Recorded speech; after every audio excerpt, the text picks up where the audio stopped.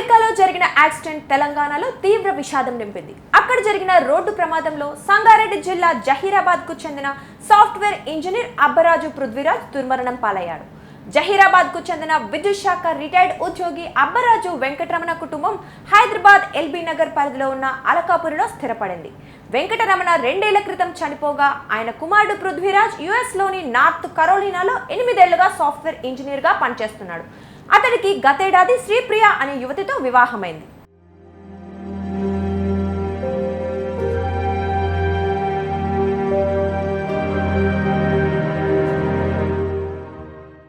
బుధవారం పృథ్వీరాజ్ భార్యతో కలిసి కారులో బయటికి వెళ్లాడు. మార్గమధ్యంలో వర్షం కారణంగా ముందు వెళ్తున్న మరో కారును పృథ్వీ కారు ఢీకొట్టింది.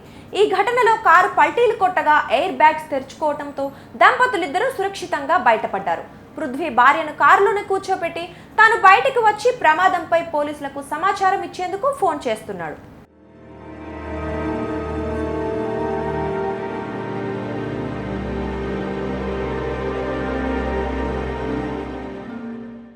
సరిగ్గా అదే సమయంలో వేగంగా వచ్చిన మరో కారు అతన్ని ఢీకొట్టింది. ఈ ప్రమాదంలో పృథ్వీ ఘటనా స్థలంలోనే ప్రాణాలు కోల్పోయాడు.